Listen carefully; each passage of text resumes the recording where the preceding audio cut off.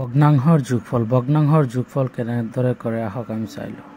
ইয়াতে দিছে 22/42 প্লাছ 16/20 42। এতিয়া এই 42 আৰু এই 42 আমি এলচিএম ল'ম। 42 আৰু 42 এলচিএম ল'লে 42 পাম। এতিয়া চাম এই 42 ইয়াৰ এই 42 কিমান বাৰ যাব একবাৰ 1 ইনটু ওপৰত কিমান আছে 22 ইনটু 1 মাজত প্লাছ আছে ইয়াতো প্লাছ দিছোঁ। এতিয়া আকৌ এই 42 ইয়াত 1 টাইম যাব 1 ইনটু ওপৰত 16 আছে 16। এতিয়া আমি কি কৰিম 22 ইনটু 1 22 16 ইনটু 1 60। এতিয়া 60 তলতো 42 থাকিবই। এতিয়া 22 আৰু 60 আমি প্লাছ কৰি চাম কিমান হ'ব 38/42। এনেদৰে আমি ভগ্নাংশৰ যোগফল কৰিম। আৰু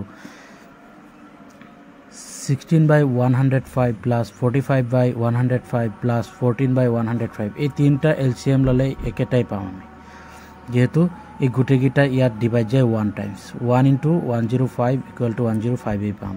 এতিয়া চাম এই 105ত কিমান টাইম যাব 1 টাইমছে 1 ইনটু 16 ছেম এনেদৰে 45 105ত 105 এবাৰ যায় 1 ইনটু 45 ছেম এইটোত 1 টাইম যায় 1 ইনটু ওপৰত 40 আছে 14 আৰু এটা মাল্টিপ্লাই কৰিছোঁ 1ৰ লগত মাল্টিপ্লাই কৰিলে সেইটোৱে হয় 16 প্লাছ 45 প্লাছ 14 গোটেইখিনি প্লাছ কৰিলে 75 হয় আৰু তলত 105 আছে। এনেদৰে কৰোঁ।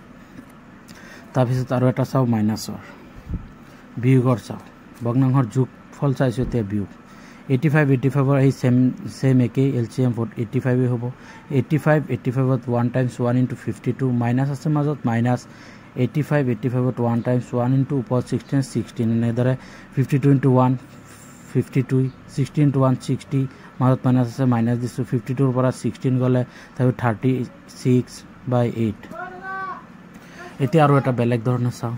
এতিয়া এইটো মিশ্ৰ ভগ্নাংশত আছে আমি ভাঙি ল'ম 5 ইনটু 1 5 প্লাছ ওপৰত 1 আছে 1 5 2 জাৰ 10 প্লাছ 2 12 হ'ব 10 3 জাৰ 30 আৰু 3 33 এনেকৈ 5 প্লাছ 1 6 10 প্লাছ 2 12 3 33।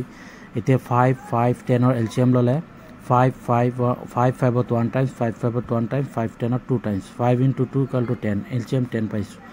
এতিয়া এই 5 10ত 2 টাইমছ 2 ইনটু 6 মাজত প্লাছ আছে প্লাছ 5 10ত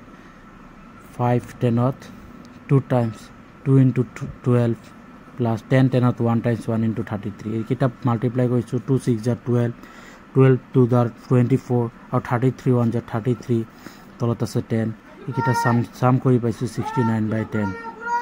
আশা কৰিছোঁ আপোনালোকে ভগ্নাংশৰ যোগ আৰু বিয়োগ কেনেদৰে কৰে বুজি পাইছে আৰু এইটো আপোনালোকে নিজে কৰি চাব।